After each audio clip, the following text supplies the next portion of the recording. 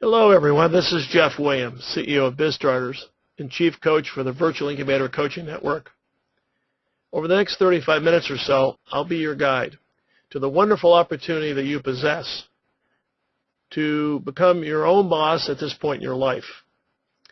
Before we proceed, let me just invite you to sit back and relax. We're recording the presentation, both the audio and the slides, and we'll give you a link later in about a day that'll allow you to review it again at your leisure. I'm excited to be with you today and to share with you some surprising and fascinating facts about becoming an entrepreneur. For the past 25 years, I have been guiding individuals just like you to start fun and rewarding new lives as independent business owners. I've worked with all kinds of people with all kinds of skills and experience, but all who share a common desire to work in a certain way. First of all, they want to do work they enjoy every day. Secondly, they want to have schedule flexibility. And third, they want to have a nice supplement to their income. Now let's take a look at what you'll learn this evening. First of all, I'm going to explain why we want to keep working and 3 common ways to do it. I'll discuss the pros and cons of each. Next, I want to present 7 reasons why we think running a business is the way to work today. I think you'll find these very exciting. Thirdly, I want to discuss a new phenomena in America, which we're calling the boomer business bonanza. And then we're going to share what I call our secret sauce, which is our 8-step process for helping you turn a good idea into a great business. This has been used with more than 4,000 of our clients over the last 25 years. And then lastly, we're going to show you step by step how we will help you to get into business quickly and professionally. So why should you seriously be considering becoming your own boss at this point in your life? Well, according to a survey done by Merrill Lynch and MetLife recently, 75% of people over 50 want to continue working well into their 60s and some beyond. This is for a number of reasons that we'll discuss in just a minute. And each day, 10,000 Americans turn age 65. And at this point in their life, it's not uncommon to be looking for a new path, a new adventure, something new and exciting to do. We've discovered in working with clients over 25 years that there's 3 very strong motivations on why they come to us. First of all, they want to continue being in the action, even if they're not in the corporate world. They want to continue to be useful and contribute in a positive way. Secondly, many of them want to do work that they really enjoy. And unfortunately, for some, this is the first time ever, or maybe in many years, they've been able to do work they enjoy. The reality is that we sometimes have to take corporate jobs just for the income. But now's your opportunity to create your ideal form of work by creating your own business. And thirdly, we all can use an injection in our income. There are basically 3 ways that you can continue to work. Let me explore each of the 3 with you and explain the pros and cons. The first option is to continue working in a corporate job. This is what the majority of Americans do, particularly those over 50. But there are a couple of problems associated with this today. The first problem is that if you have a corporate job, your corporate employers may not want you to continue to have it much longer. Since 2008, more than 3 million people over 55 have lost their jobs. And in fact, unemployment rate among people over 55 is 40% higher than it was in the 1982 recession, which was considered a difficult recession. Very critically important is that according to employment experts, 7.9 million jobs are gone, many forever. And what this means is that you could be the most skilled, experienced person in one of these jobs, and it doesn't matter. You're never going back to that job. The second problem is that if you don't have a corporate job and you're trying to get one, it can be quite difficult. Now, why is this? Well, there's a number of reasons, but one of the reason that we focus on the most is age. And why is this? Because age matters a lot to corporate employers. Today, the typical hiring manager is under age 40, and when he considers hiring someone over 50, he sees a series of negatives. First of all, he sees you costing that group health insurance plan more. He sees you producing less work because of less stamina. He sees you not knowing how to use the latest technology, and he believes that you'll resist new ideas.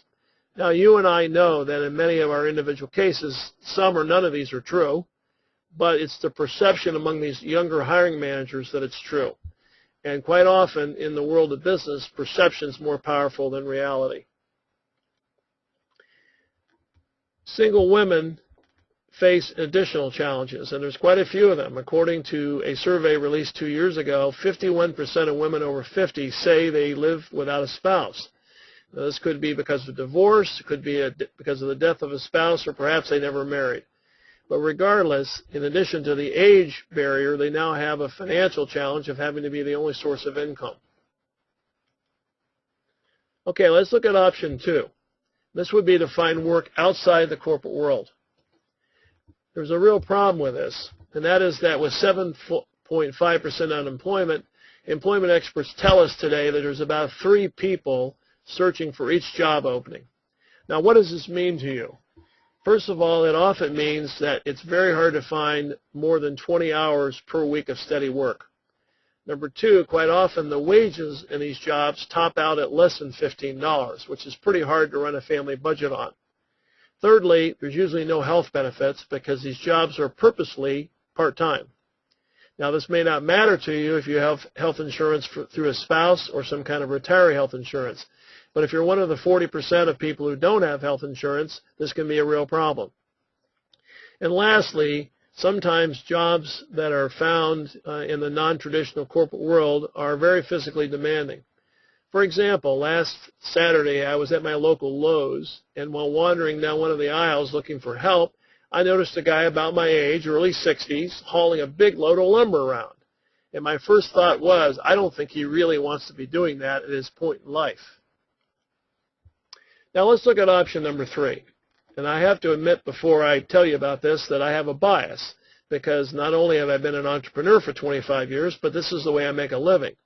Option number 3 is to start an entrepreneurial company or venture. I'd like to share with you 7 reasons why we think running a business is the way to work today. The first is that when you run your own business, your age does not matter.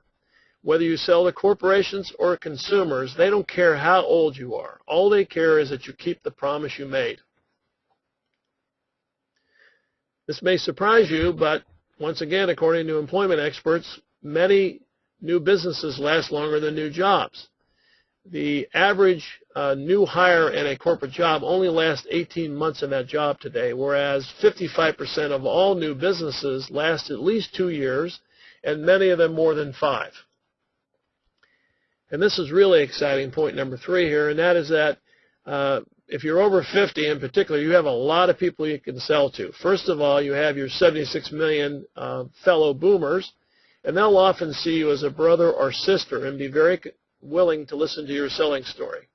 In addition, you also have 42 million Americans over age 70, and they will often see you as a son or daughter figure and be equally interested in talking to you.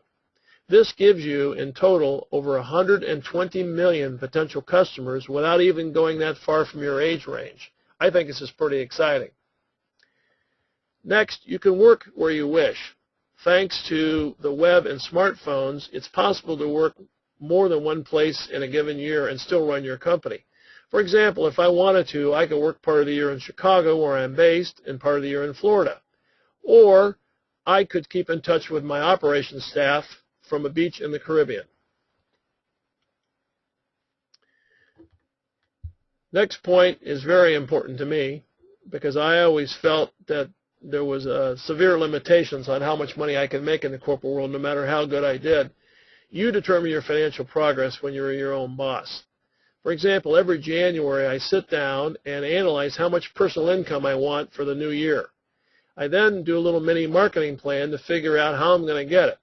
Do I need to introduce a new product? Do I need to get some new customers? Do I need to sell more to my existing customers? And by the end of January each year, I have my little plan in place, and I spend the next 11 months trying to make it happen. Now, I'm the first to tell you that in the 25 years I've been self-employed, I haven't always made my goal, but I've made it much more often than I have not.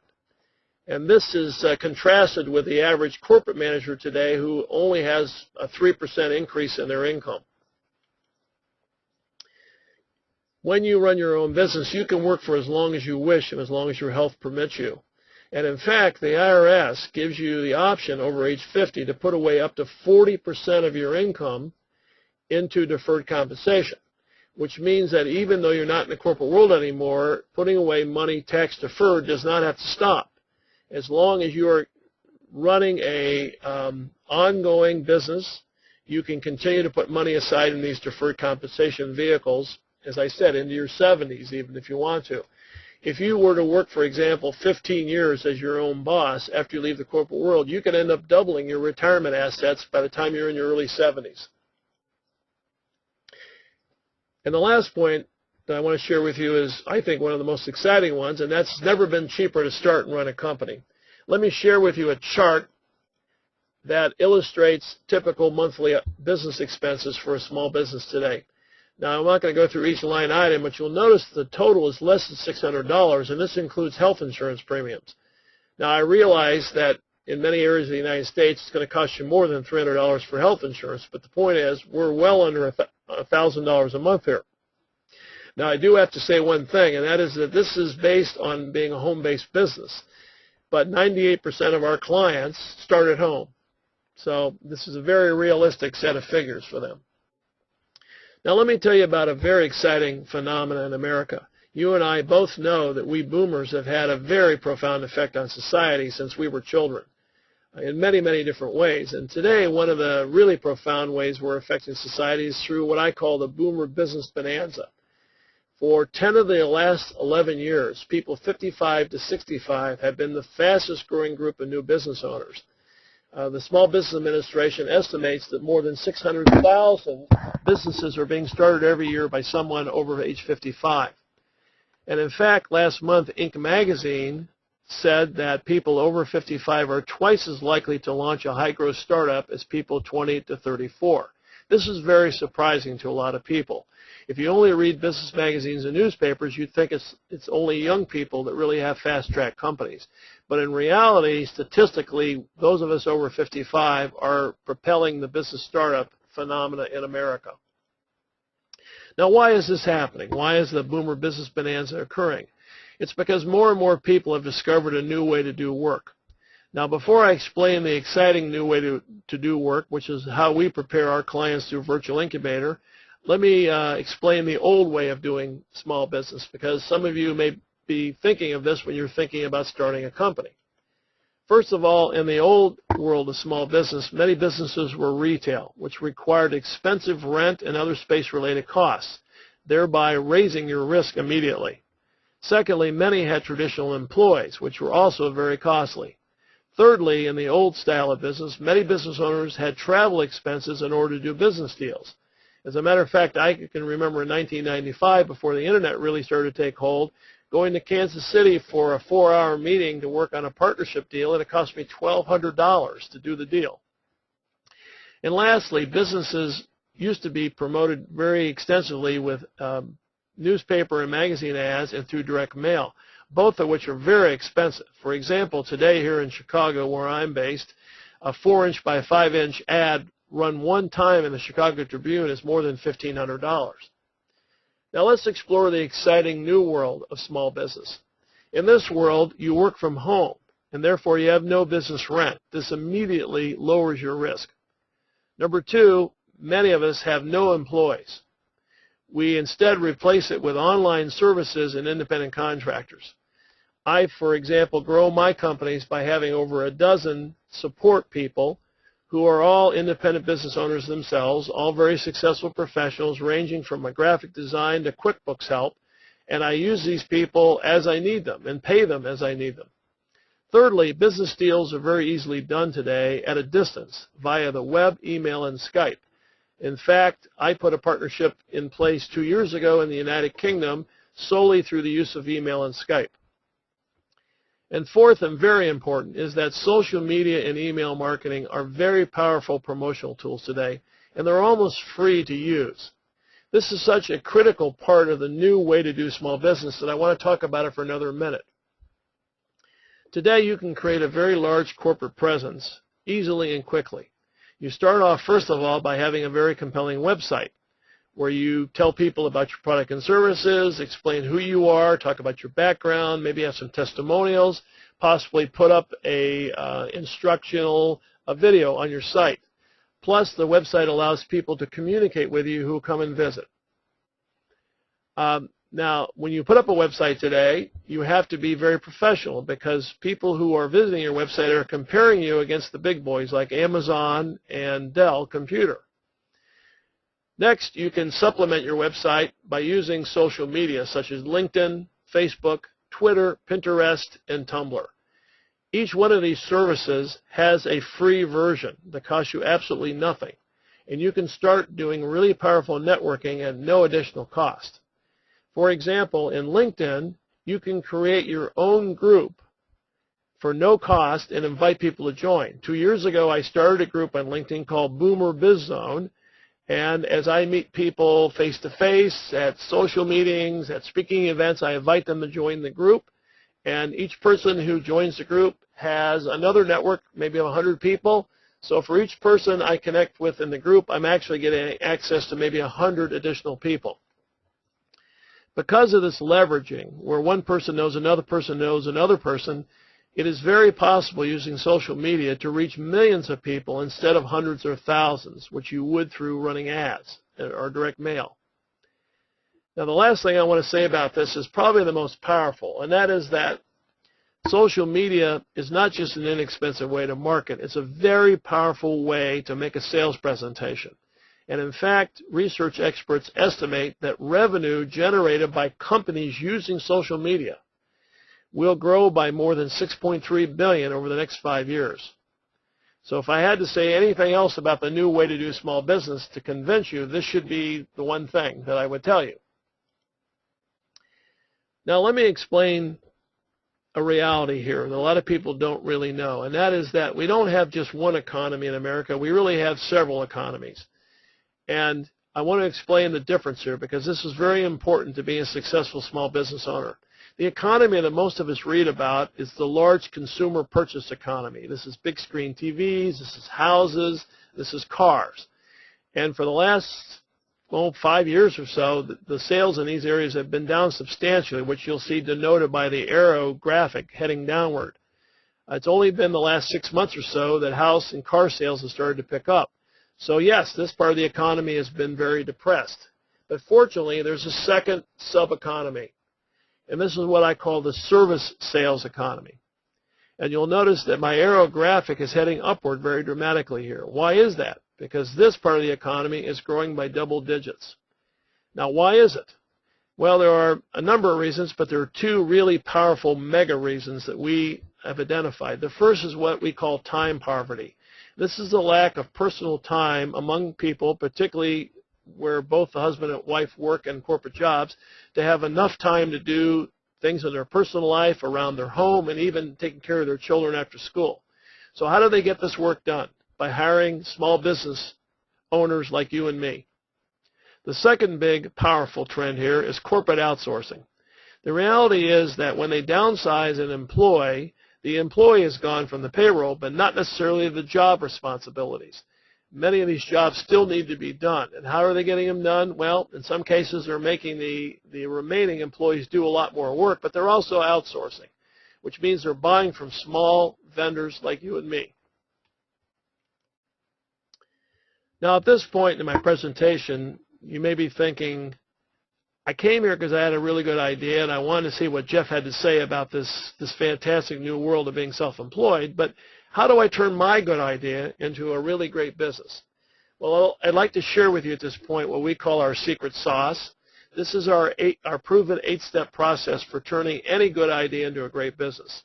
And I'd like to share each of the 8 steps with you here very quickly. The first step is you must connect to the marketplace. And this usually involves doing a little mini marketing plan. We give you an outline that you can use on your computer to do this. But there are 4 key things you need to talk about in this little mini plan. The first is you need to describe your business as precisely as possible. And we find that the most effective way to do this is either by describing a problem you will solve or a need you will meet. Secondly, you then need to talk about who will buy your solution, who has the problem or the need. Thirdly, you need to talk about why they'll buy from you. And this leads into what we call the benefits analysis, which explains to the person, you have this problem, we have a solution, here's how you'll benefit if you let us give you the solution. And then the fourth critical step in connecting to the marketplace is you need to figure out how you're better and different from your competitors. The next of our 8 steps is you need to stop them in their tracks. And this means that you have to have a really eye-catching identity for your business. And this is where we recommend that you use outside professionals. In fact, we provide these people to you in the Virtual Incubator program. This is everything from logo design to business cards to flyers to your website. They all need to have a commonality. They need to be well thought out. You need to have a well thought out name for your business. This all comes together to create a really powerful identity for your business. Next, we have to get into the selling process. This is critical to growing your company. You need to find customers. You need to pitch them. You need to sell them. You need to repeat this over and over again. Fourth, you need to spread a wide web. And in this situation, the web we're talking about is not a spider web, it's the World Wide Web. We talked previously about the importance of having a website. This is critical. Websites today are what business cards used to be 15 or 20 years ago. Everybody expects you to have one, and they expect it to look really professional. You need to get your customers talking about you, and this you do through a good customer service strategy. The first key aspect of good customer service is to make sure your customers are happy. And once they're happy, you ask them to do what I call the 2 R's. You ask them to recommend you to other people, and you ask them to refer you to their friends and neighbors. Now let's move away from the marketing topics into a legal area for a minute. And one of the key steps of the 8 steps is you need to protect yourself legally. And for most of our clients over 50, this means either setting up a corporation or a limited liability company. You also need to find a good local small business attorney, which we will help you to do.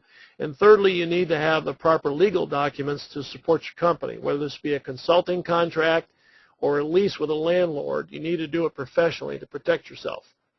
You also need to protect your money. In order to do that, you need a really well thought out financial system, starting with good accounting practices such as QuickBooks, doing financial projections regularly, pricing your products profitably, and understanding your tax and insurance requirements and making sure that you take care of them properly. And the last step, number 8, is really critical as you grow, and that is you must have a plan to maintain your quality as you grow. It's not that difficult to have high quality if you're only selling 1 customer a month. But as you grow the company, it requires a plan in order to keep the same level of quality when you're selling 100 units a month. This is what is known as the operations plan and is really critically important. Now, if you're like me and you just looked at these 8 steps, you're probably thinking, how can I get all of this done? Well, I'm very happy to tell you that we have a process to do this. But before I explain that to you, let me just share a quotation that I saw recently. This is from Cheryl Connor, a very popular small business columnist for Forbes.com. And this is what Cheryl has to say. Entrepreneurs need to rely on each other and on an increasingly strong web of mentors and resources to help them succeed. Now, I'm going to bring up the next slide, and I'm not going to say anything about it immediately because it's pretty self-evident. We feel we are your mentor and resource for being successful in your business. So let me explain to you here how Virtual Incubator Coaching Program does this for you. First of all, we offer 25 years of startup experience. And from this experience, we've learned a great deal of insider tips, money-saving tasks, and we made a lot of connections. Basically, everything you need to know and everything you need to do to succeed in your new business, we've already done many, many times, and we're prepared to share it with you. Secondly, we give you award-winning business planning tools. Now, why do I say award-winning? It's not my opinion. Kiplinger's Personal Finance magazine has selected Virtual Incubator and our parent company, BizStarters, as the best entrepreneurial guide for people over 50.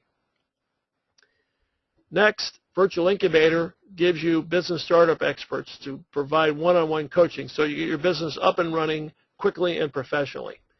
I'm speaking of our network of Virtual Incubator coaches here. We have a network across the United States of coaches who provide you weekly one-on-one telecoaching in addition to our business planning tools and our outside service provider staff to help you grow and build and grow your company. In many, many cases, we're helping people launch in 12 to 16 weeks from the time they start with us. And lastly, our team of service pros helps you to complete a complete marketing system from your logo to a compelling website. I talked about them a little bit earlier. These are the same people we use to build our companies, and we make them available to you. We've negotiated special low-cost pricing with these people to make it as cost-effective for you as possible. Now, I'm just about done with my presentation. I'm going to wrap up here in just a minute, and I'm going to open up the phone line to take your questions, and I'll stay on as long as necessary to answer your questions. But before I do that, I want to thank you for joining me tonight. And in order to thank you, I want to provide you with two bonuses. The first bonus is our popular ebook, Earn Big from What You Already Know. This is a 67-page digital download that shows you how to use your interest, experience, and possibly your hobby to find one or more great business ideas and then to evaluate their financial potential. Our second bonus is I'd love to talk to you about your business idea. And so we're very pleased to offer all our participants in our webinars a free 30-minute business idea review with one of our Virtual Incubator coaches. In this case, it would be with me. Now, in order to access your two bonuses, you just need to go to our webpage, which is www.bizstarters.com/bonuses.html. And let me spell this out for you. It's www.bizstarters.com/bonuses.html. So I encourage you to take advantage of these two bonuses as quickly as you can. The same page where you can access the ebook has a reservation form to request your free 30-minute business review. I'd love to hear from you and set up a conversation in the very near future to see how Virtual Incubator can help you move forward with your entrepreneurial plans. Thank you very much for joining me in my webinar, Start Your Business Now. And let me open the phone line to take questions.